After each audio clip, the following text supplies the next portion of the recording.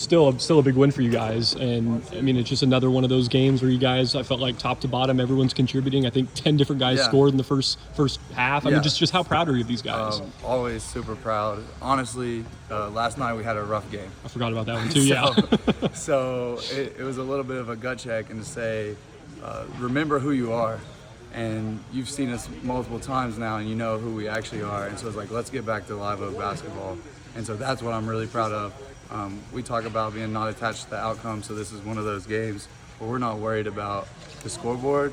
We're just worried about being who we are. And so that's what I'm proud of with these guys is, everybody's sharing the sugar, everybody's making contributions, but it was more about getting back to that toughness that we talked about before. And so that was fun. I think someone told me y'all had like 9 points in the first half or something like last night. Yes. And then I think it was like 1 for 19 from 3. So did y'all just save all your makes for today? Is that just kind of how those things I had a feeling, and I kept telling them, like, don't let this Tuesday game be a trap game. But it still got to us because I could tell the energy today was there. Like, they had this one circled, obviously. And so last night was one of those games, like when we played them in the state championship, though. And I scheduled this to be like, hey, you're going to have to win a tough one and then a state championship game rematch. We just didn't win the tough one. So we had the realization of being like, hey, we don't get a state championship if we don't get back to who we are. And so we did save all the makes, though. I almost told him before the game, I was like, hey, you better look out because, like I said, I could feel it that these guys had the energy, had the focus, and also, like, we're great shooters. We got great shooters. And so I knew we were going to regress to that mean anyway. And so I was like, here it comes. And as soon as it opened up, like, the floodgates were there. Can a coach ask for a better start? I think it was 18 zip, like right out of the gates, and everyone. I mean, the bench is in it. The guys are feeling good. I mean, you're forcing turnovers. Is that just kind of what this team's capable of? Yes, that's exactly who we are. And so we'll keep getting tested. We got Brentwood on Saturday, so I even reminded them, like, this is great, but like another test is coming, and we'll keep finding out. But the arena tournament was great for us too. Got to play Connolly in the arena, and then a great Liberty Hill, super solid discipline. And so we've had to win. We started that tournament with really fast styles of play, and then Lorena's like very disciplined, very well coached. And so then we had to win a tough one that we grinded it out, and then Keene's the same style, and then Yavneh's even more. So we've been like the fast style, the slow style, and like I said before, we were just built on toughness. And teams like Yavneh, Keene, Lorena, they can match your toughness though. And so if a team's matching your toughness, we had to find ways to focus and win more possessions in the little things, which as a coach I love, right? And so that's great to have this now to worry about, okay, we found our toughness, now let's find our focus and see if we can execute and do things. And these teams are great at making us better. Yeah. Is it always fun when Scott Drew gets to come back and see you guys? And I saw him come in there and congratulate y'all. Is that always fun too? Yes. He's the best. He's been great through my whole experience, back to my Baylor days, and now he's taking great care of me. Love Coach Drew and everything he's done for me and for the Waco community. And so I feel like I definitely have like a secret angel, Waco angel guarding over me that like basketball is going to be good here because he's behind us, and we love seeing Peyton play. Peyton's playing so tough. Yeah, he is.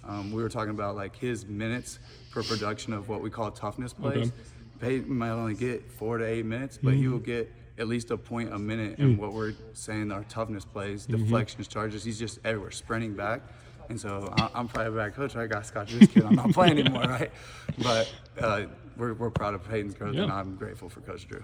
What are some things you and the staff are still looking for out of these guys? You still got a long, there's a long road ahead, and I know you're still kind of looking for more out of these guys, and they've already showed you a lot, but what are a few things you're still kind of focusing on with these guys? And so we're trying to find our joy now, and so we just talked about Coach Drew, so how can we not talk about Jesus others yourself? and you said the bench is great, but we're trying to find the joy on the court now, and so joy means finding the open man, finding the one more. We call it sharing the sugar. I mentioned that before. And so it's not that our kids are even selfish, it's just part of that execution piece I was saying. We got to make teams pay for the pressure and all the attention that the Ogdens will get and Duncan will get. Other people get to eat because of that. And so now it's making a read on the defense and not just letting the Ogdens go get a bucket for us. Because they can do that and everybody witness it and we love it, and Griffin can give us that too. But it's like, hey, let's just make the right basketball play every time. And so that's what we're looking forward to and what we're working on.